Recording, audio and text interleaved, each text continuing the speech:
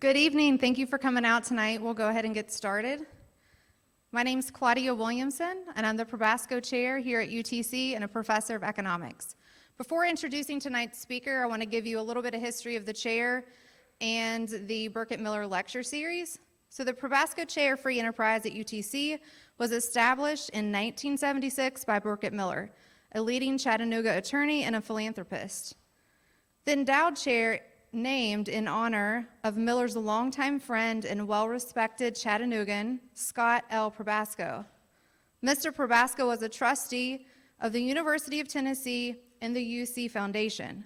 The Probasco Chair is among the largest endowed chairs in the country, and the mission of the Probasco Chair is to study the American free enterprise system and the conditions under which it operates most efficiently, engage in high-level scholarly research, and contribute to the public knowledge and understanding of economic theory and practice. As part of this mission, the Probasco Chair organizes the Burkett Miller Distinguished Lecture Series every year. This series is designed to be a forum for inquiry, which brings together internationally recognized scholars, practitioners, and thinkers to UTC to speak on topics critical to understanding a market economy. The series is organized to benefit students, faculty, business persons, and the community at large by providing opportunities to critically review a range of ideas. Past speakers include Nobel laureates such as Vernon Smith, James Buchanan, Edward Prescott, and Bob Lucas. Tonight's speaker is Professor Chris Coyne from George Mason University. Chris Coyne is also the Associate Director of the F.A. Hayek Program for Advanced Study in Philosophy, Politics, and Economics at the Mercatus Center at George Mason. He is a co-editor of the Review of Austrian Economics and the Independent Review, and he also serves as a book editor at Public Choice. Chris has authored numerous books on the political economy of war, of which many of the ideas he'll be discussing tonight, and we will also be giving out 2 of his books at the reception that we're holding after his talk. He has also authored and co-authored numerous journal articles in which I have benefited from personally. Chris was on my dissertation committee, and we have also written several journal articles together. So please welcome Professor Chris Coyne to UTC.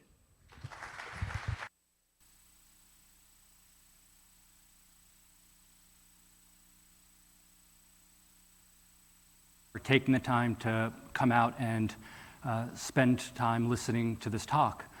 It's quite timely, and I should say when I picked the topic and coordinated with Claudia, it was over the summer, and it was at the time of the U.S. withdrawal from Afghanistan, which happened in August, and who would have known all the things that have happened since then that are happening right now. And so I'm going to proceed in 3 sections. I'm going to provide an overview of the argument. I'm going to provide some stylized facts about the nature of war, and then I'm going to talk about the implications, and then I can open it up and discuss with you whatever interests you. I should say that what I want to communicate, if I had to kind of give a one-sentence punchline, it is that war making is the greatest threat to human well-being and human liberty that there is. And as I'll show you in a moment, this point is not novel to me in any way, shape, or form. It has a very long history. And that a good citizen, whether of America or wherever else, needs to be cognizant of that fact and patriotically skeptical of war making, precisely because of the threats that it poses. And so let me begin with an article from the Wall Street Journal. This is from January. It was an article that associated this picture. And I think it nicely captures how many people think about the world. And to my way of thinking, this is a piece of propaganda. And so think about what you have here. You have China and Russia. They're the octopi in the background. They have scowls on their face to indicate that they're evil. They have tentacles that are strategically moving around the pieces on the chessboard. That's supposed to signify those governments doing things around the world in a strategic way.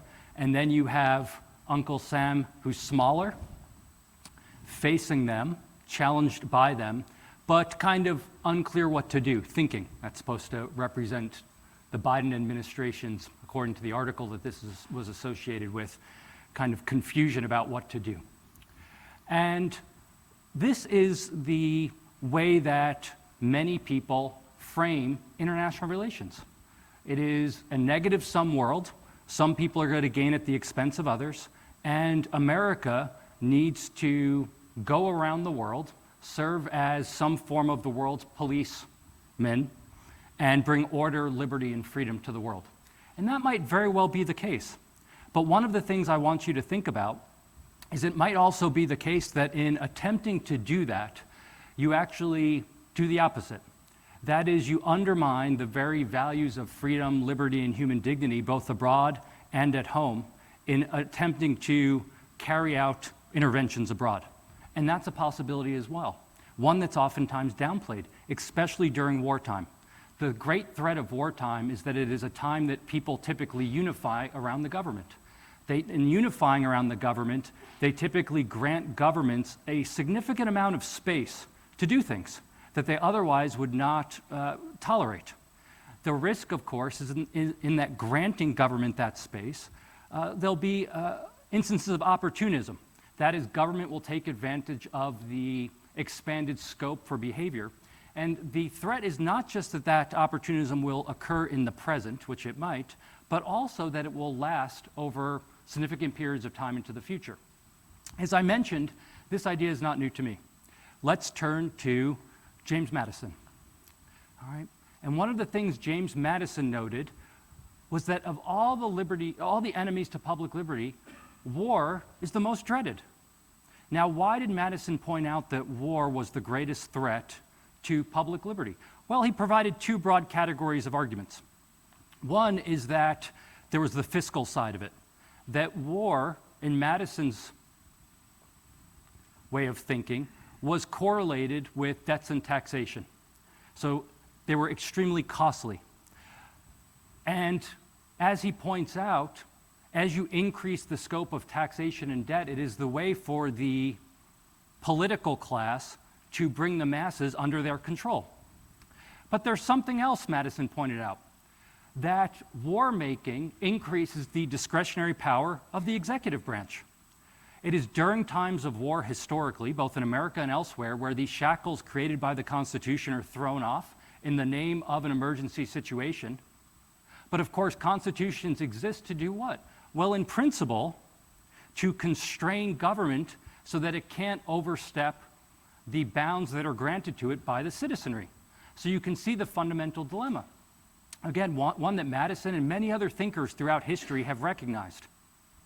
And so the way to understand what I'm about to say is as updating, if you will, Madison's warning and providing you some concrete illustrations of this from the past 20 to 22 years. The sources that I'm going to draw upon are publicly available to each and every one of you, just like they were to me. And I chose them on purpose because, as I mentioned a few moments ago, one of the things I hope to impress upon you is that being a citizen in a free, self-governing society necessitates people, number one, to care about freedom, not just to offer rhetoric around it, but to actually care about it and the fact that governments can protect that freedom but also undermine it. And when it comes to matters of foreign affairs and the military, it is patriotic to be extremely skeptical. And that is something that you don't really see. It's the flip side. As I mentioned, during wartime, people unify.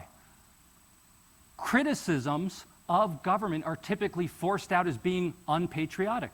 Even when there was mobilized anti-war movements, like during Vietnam, if you look. What did those in power typically categorize those people as? Unpatriotic dissidents. How dare you criticize your government during wartime? Don't you care about the troops? The answer I would submit is yes, we do.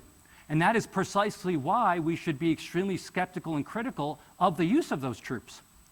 The uncaring person would simply send troops abroad, send them into harm's way, without critically engaging in a thought process to understand what can and cannot be accomplished. Now, The data I draw upon is newspapers, watchdog reports by watchdog groups, and something called the Afghanistan Papers. The Afghanistan Papers were publicly available documents that were obtained through FOIA requests by journalists at the Washington Post. Greg Whitlock was the main one. You can get them at the Washington Post website, but he also published the book. And I highly recommend this book to you. Even if you're not interested in foreign affairs, if you're just interested in being an informed citizen, it's an important book because it reveals how governments operate and how the American government did operate over the past 2 decades in Afghanistan. And what the book brings together is a collection of lessons learned from the Special Inspector General for the Afghanistan Reconstruction, that's SIGAR, and memos both from and to Donald Rumsfeld. And I'm going to give you a sample of some of the insights from these documents, and I think they're quite telling. So again, if you have the opportunity, I highly recommend looking at this book, because if anything, it should make you angry, both historically, what the United States government did over the past 20 years, especially in light of what they were saying publicly they were doing, but also in terms of thinking about what government can do when we look forward, when we are looking forward to understand what we want our government to do policy-wise. So what are the stylized facts of war?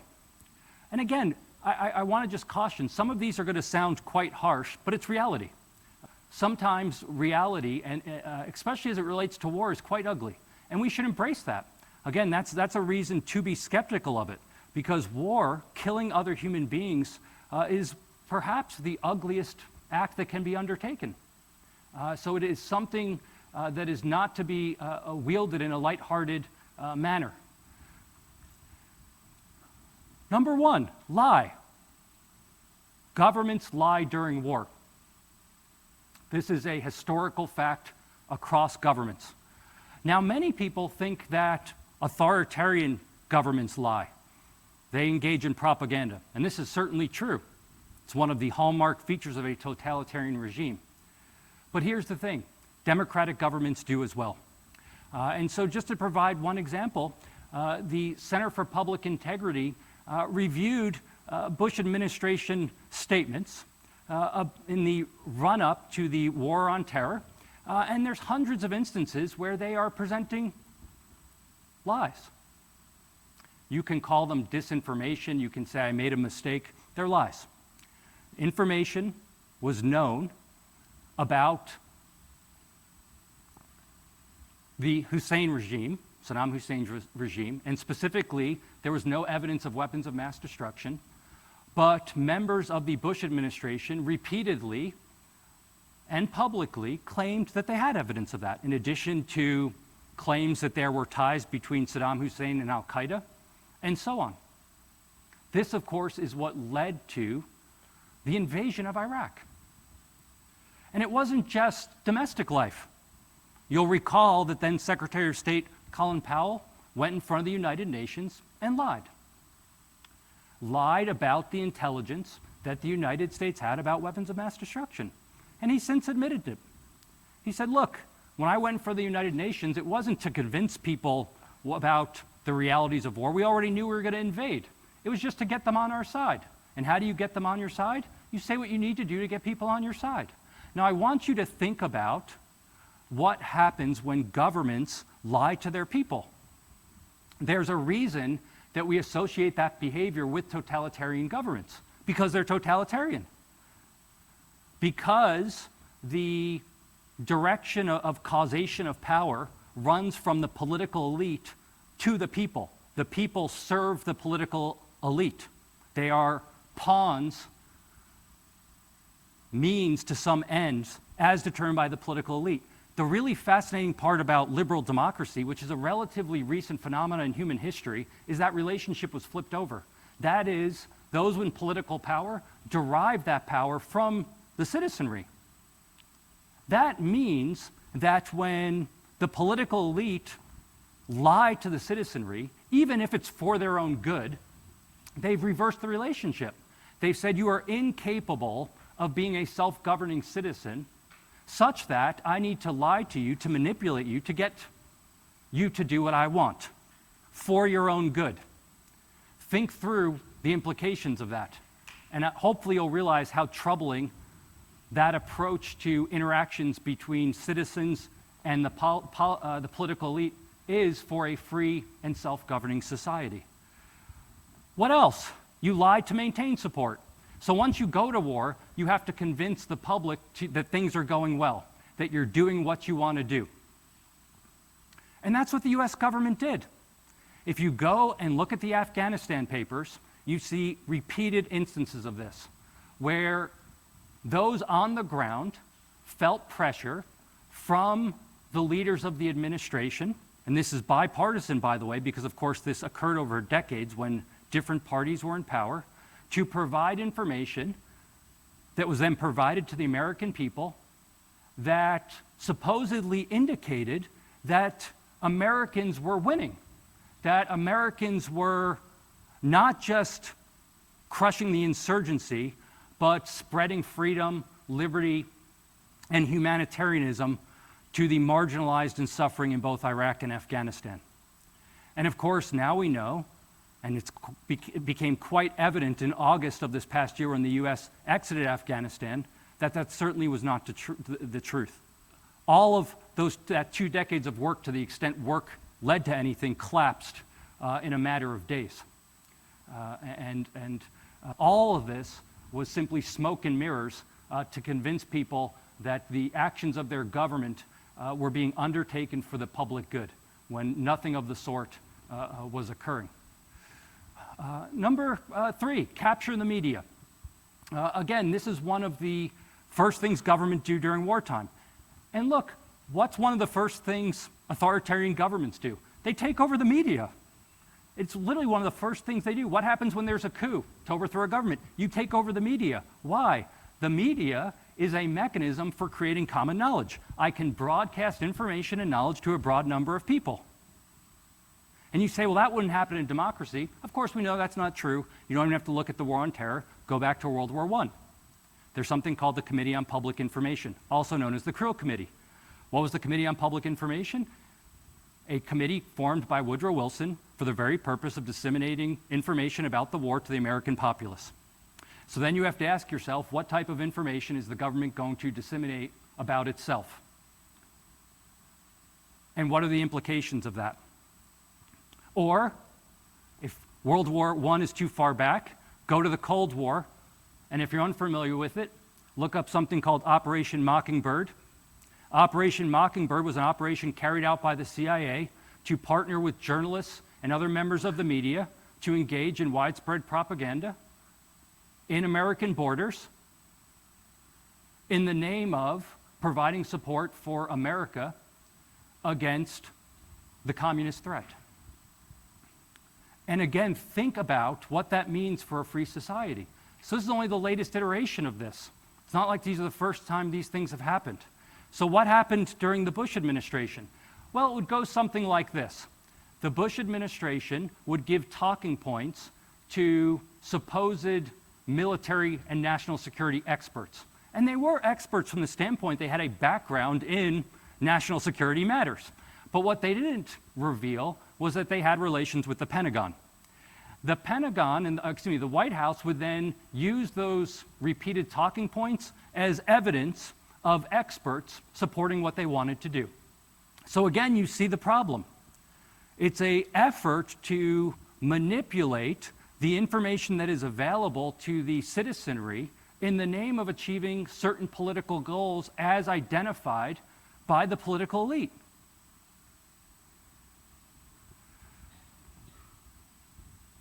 Disregard of domestic liberties. As I mentioned, wartime, there's a reason all is fair in love and war.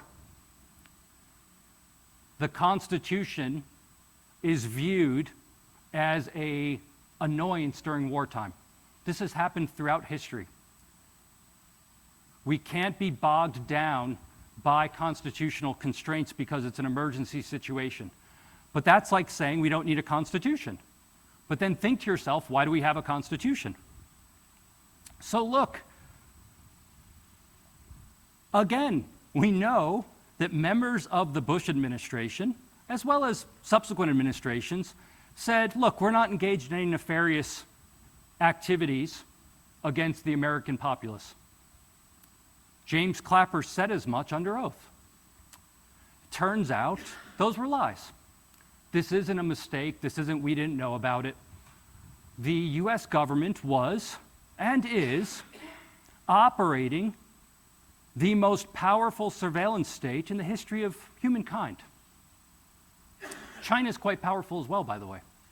But the United States government's surveillance apparatus is amazingly extensive and powerful. And again, this is not a new phenomena. If you're unfamiliar with it, I urge you to go back and look in the 1970s at something called the Church Committee. The Church Committee is named after Senator Frank Church. What the Church Committee engaged in was a study of government operations because in the 60s, it came to light that the CIA, the FBI, and the NSA was engaged in widespread surveillance of US citizens. This is the civil rights movement. This is the anti-war movement. This is the interception of phone conversations, the interception of mail, the interception of financial records, breaking and entering into people's homes to collect and plant information, stuff that you might expect to see in some kind of fictional movie, except that it was all real. And people just forget. The Snowden revelations in the 2000s were simply the Church Committee with more innovative technology that allows government to act even more covertly. Now, the standard response to this is, well, that's a small price to pay. I have nothing to hide, so they're only going to get the bad guys. Maybe, but maybe not. So if we go back to Senator Frank Church, again, the head of the Church Committee, in an interview that he did after they released their report, he said, look, and this is again the 70s, he said the US government surveillance apparatus is so powerful that if a bad person took over, there would be no place for Americans to hide. You could not escape the eye of government. And that was 70s. So I want you to think about the technological advances that have taken place since. And I would submit that Church's warning is of greater import today than when he first said it. So a thought experiment that you can do to kind of check your thinking on things, not with foreign affairs, in general it's good because we all have human biases to kind of go with the team that we like, whomever, whatever that team is politically. You know, it goes back to the famous philosopher David Hume. And David Hume put forth something that's often referred to as Hume's political maxim. And he said when we're thinking about politics and constitutional rules, assume that the knave is in charge. So in contemporary language, imagine your most despicable politician. It can be an actual politician or a hypothetical in your head. And then think about if that person was in charge of the levers of power that you have granted them or that you wish to grant them. And think about whether you would want them to be wielding that power. If not, that is, at a minimum, reason for skepticism. And if you still support it, then you just have to think to yourself, well, let me think through the mechanisms in politics by which people are selected to be in power. And then you have to be quite confident that people that you judge to be good people are going to be selected.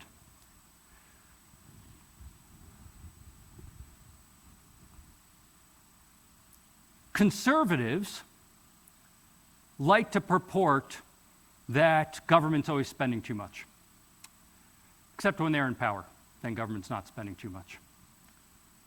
Liberals tend to worry about corporate power and cozy relationships between government and corporations. Yet both of them tend to engage in bipartisan support of military activities. And some of the correlates of military activities is enormous fiscal expenditures, go back to Madison, and cronyism, which I'll come to later on. This is from the Costs of War project at Brown. They've done a wonderful job of documenting a whole range of costs from the loss of human life to fiscal costs and a range of other things. And it's all available on their website, free of access. So if you're interested, you can get it there just like I did. They estimate the cost of the war on terror, $8 trillion. All right, we know through expenditures it's close to $6 trillion. And then their estimate of future obligations is 2.2 trillion. All right? So even if that 2.2 trillion is overstated, it's still a lot of money. And what you need to reflect on is, do you think the return on investment that your government spent money that represents American citizens, do you think the return on investment is adequate? And I'll leave that up to you to decide. Now, here's the thing.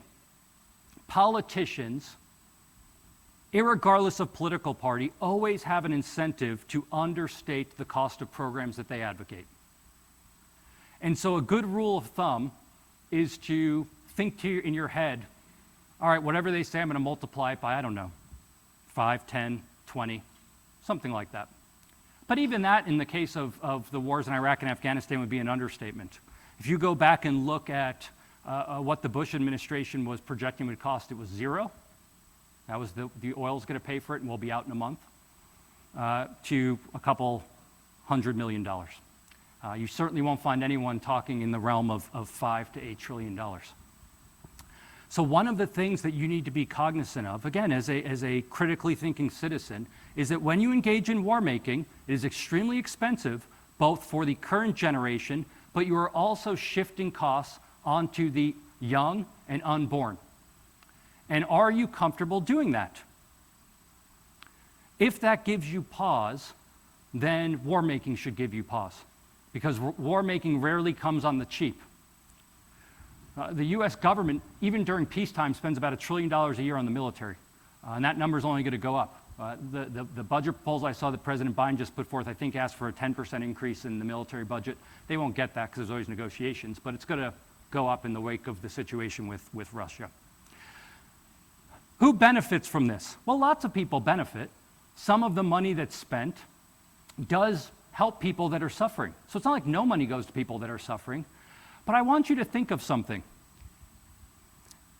If you're ever bored and want to get frustrated, go look at the organizational structure of the Pentagon.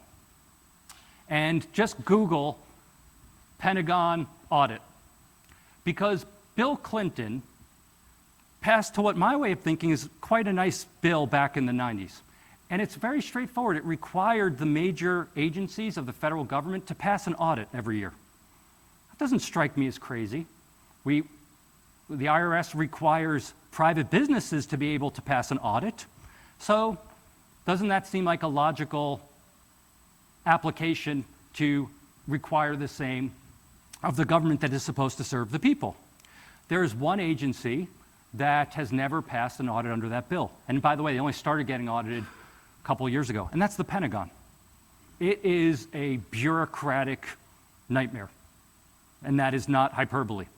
You can go look at the craziness that is the Pentagon when they acquire weapons and the number of steps involved. You know, in order to understand the acquisition process, it's like a book that's like 1,000 pages long. All right, the Pentagon has something called the Defense Acquisitions University. You have to go to school to learn about the acquisition process. It's that complicated. It's just red tape on top of red tape. So what happens? Even during peacetime, there is a significant amount of money that cannot be accounted for, and no one's held accountable because it's for all of us. We're all responsible. But when everyone's responsible, no one's responsible. Now, I want you to think about, logically, what happens when you take that same kind of structure and inject trillions of dollars into it and require people to spend it quickly because you're at war. Presumably, we would expect that all of the pathologies that are present during peacetime are amplified. And that's exactly what you see. So you can just go look, if you're interested, and go look at all the reports that are publicly available about special interest groups getting government contracts to line their own pockets, and it's doing nothing at all to help people that are living in Iraq and living in Afghanistan. All of the sugar-coated language is there. We're building schools, we're building hospitals. But schools and hospitals are only useful if they serve the people they are intended to serve. And these are not one-off things. It is example after example, such that you will get exhausted looking through them before you are able to exhaust the number of examples. I know this because I've tried. A disregard for human life. Now your reaction might be, no, we care about human life. We have the Geneva Conventions. And the US government is quite good relative to other governments at having rules of engagement that try to show concern for civilians. So that's true. But they also take steps that don't show concern for civilians, and they lie about it. And one of the main manifestations of this during the War on Terror was the use of drones. So if you go back, so drones have existed since World War II. They just had the form of like a radio-controlled plane that was used for training. Then during the first Gulf War, they were used for surveillance. And then it's under the Obama administration where the use of drones in a militarily offensive manner was adopted as a widespread tool to offensively attack targets.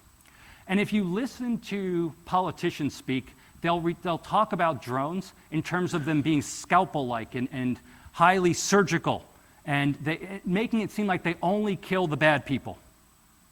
Now, there's a couple problems with this. One is that presumes that you can identify the bad people from a distance. Number two, that you're not going to kill civilians because those bad people are somehow isolated. Both of those are wrong. And now we have lots of evidence of that. They're wrong, number one, because identifying bad people from afar is really difficult to do. Such that, if you've ever studied this, or you choose to look it up and read about it, you'll see something called signature strikes. A signature strike is a drone strike that relies on certain signature behaviors of people on the ground. Let me give you an example. US policymakers had determined that terrorists like to travel in caravans.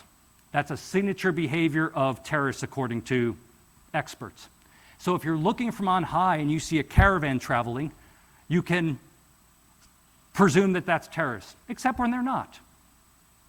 So if you Google drones wedding party, you'll see that one of the errors the US government made was striking a caravan, which was actually a party of cars driving to a wedding. Signature strikes are highly inaccurate. On top of that, terrorists don't live on terrorist island.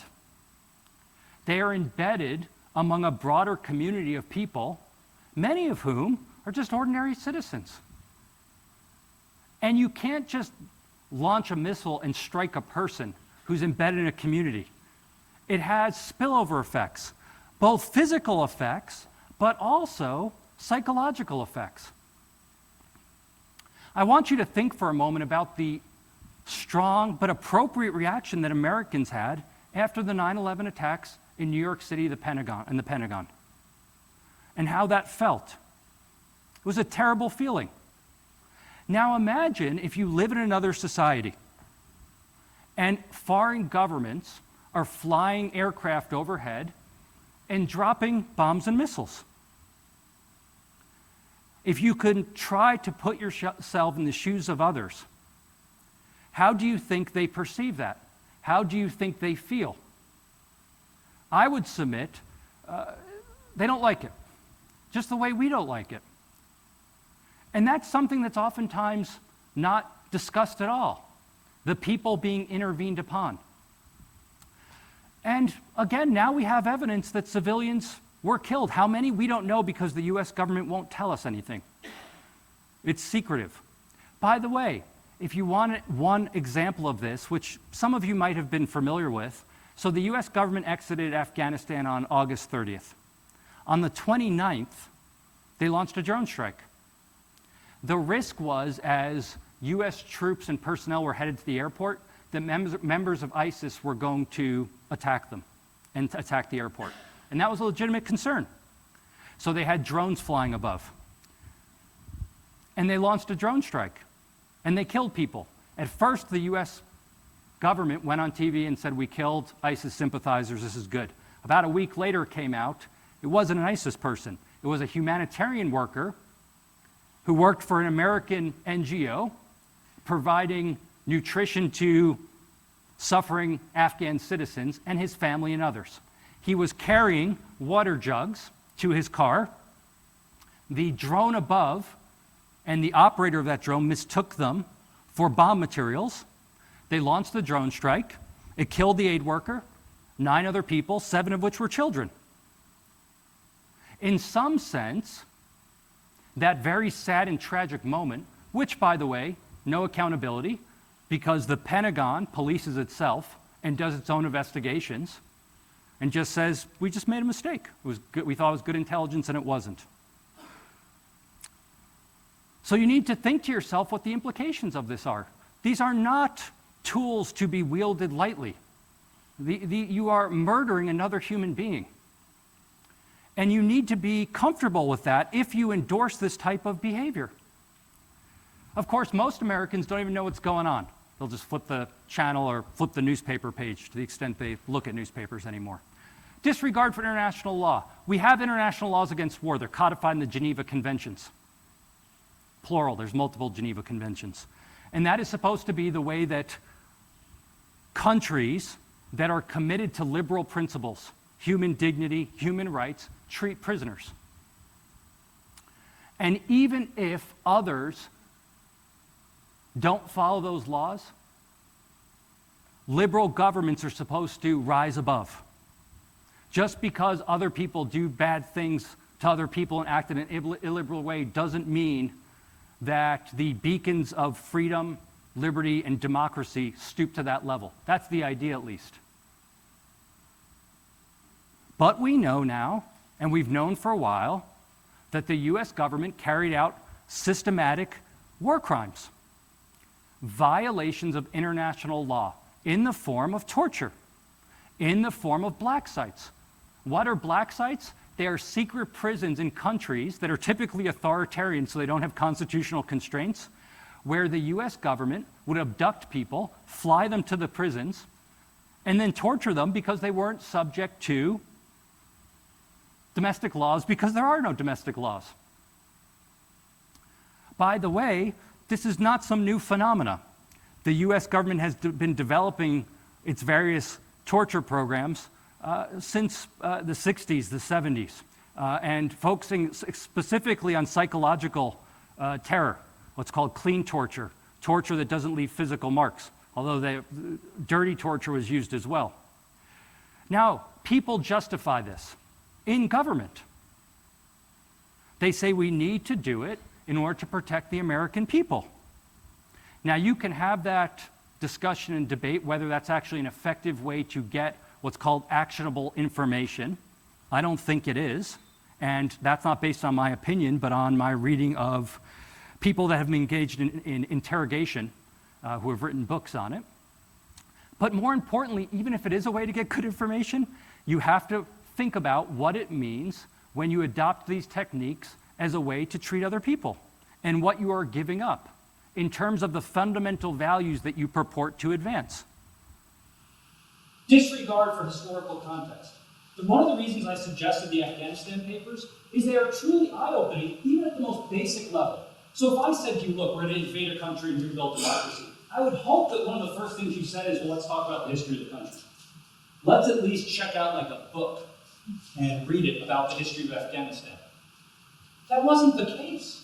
It is truly shocking that there's multiple reports, and that goes for Doug Luth, it goes for Stanley McChrystal, where they freely admit we didn't know anything about the history of Afghanistan.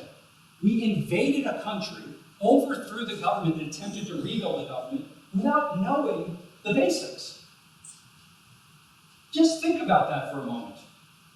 Think about that way of operating, irregardless of where you fall down on the efficacy of the overall intervention and whether you thought it was a good or bad idea or justified or unjustified idea. I just want you to take that into account. Disregard for perverse consequences. Injection of hundreds of millions, if not trillions of dollars into a country that is basically a weak and failed state. What do you expect to happen? Corruption, thievery, the securing of massive amounts of funds and weapons by those who are physically strong and who then turn them against the weak and the marginalized who are already suffering. And that's exactly what we saw. You know, Afghanistan is the largest producer of poppy, of opium. And if you want to get depressed, go look at opium production during the US occupation, when billions of dollars was invested in combating opium. It went up, by the way. Opium production today in Afghanistan is higher than it was at the time of the invasion.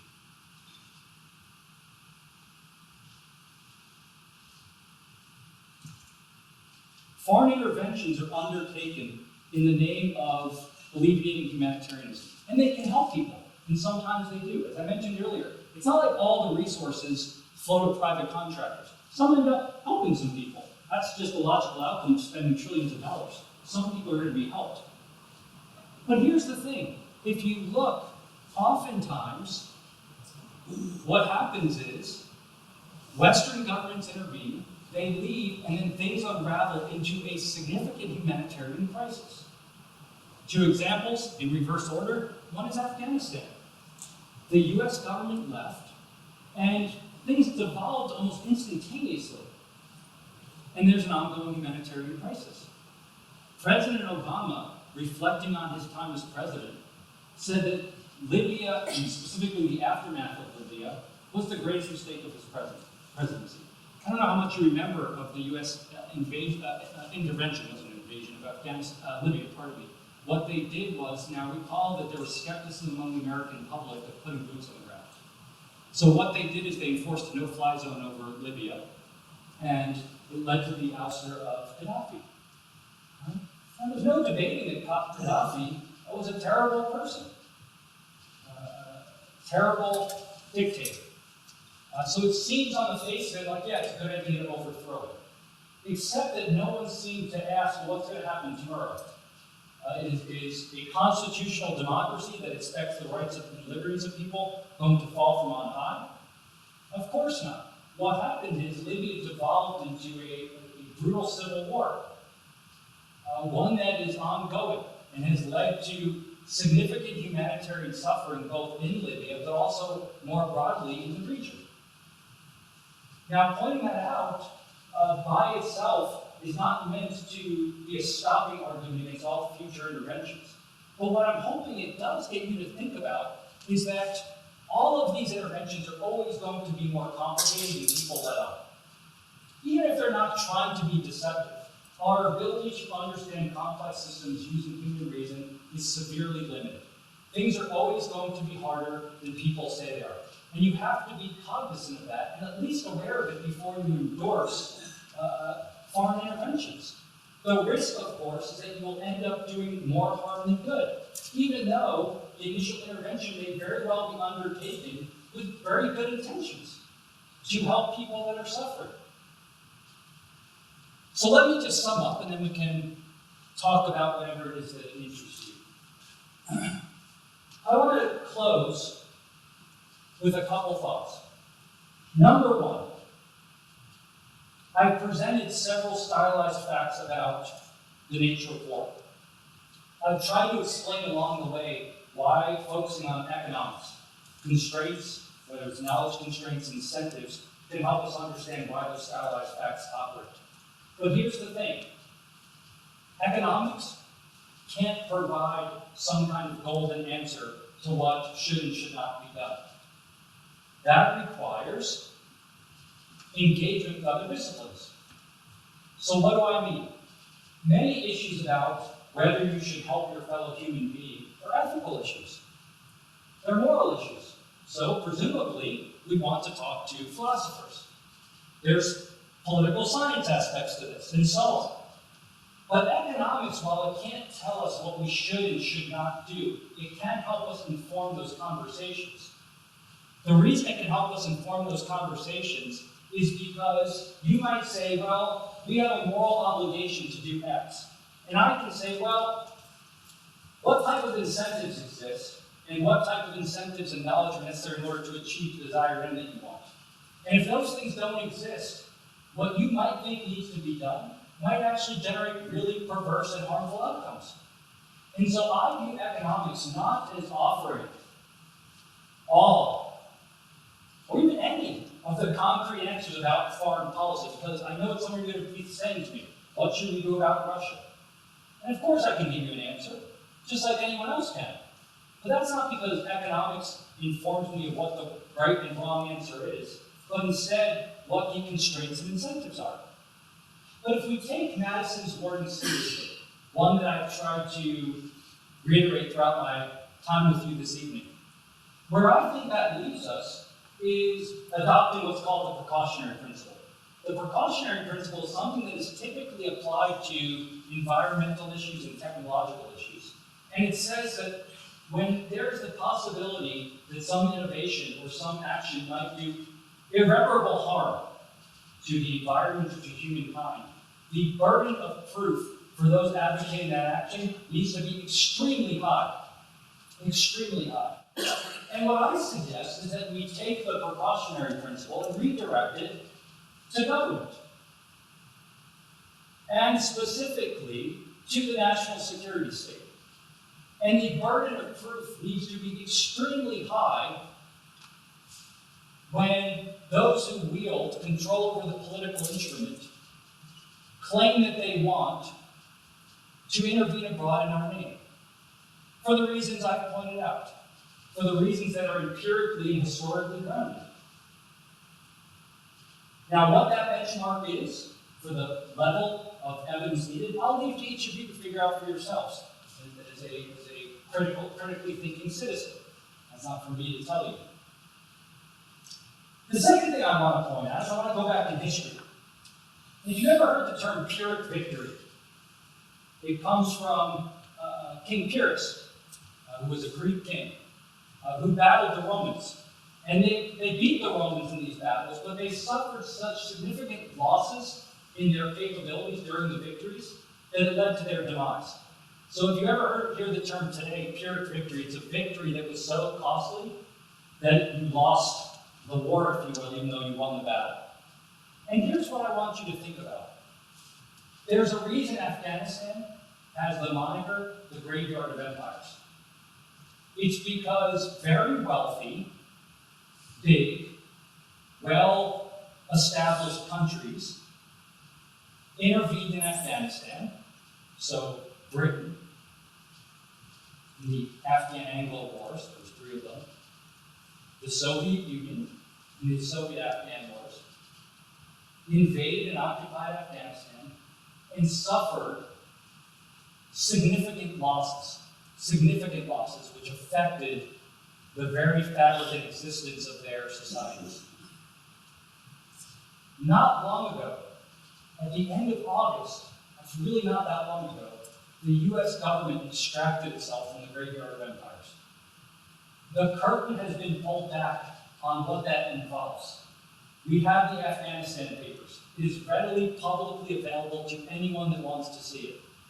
The risk that we run is that there might come a time whereby the US government is unable to extract itself from the entanglement of interventions and associated costs.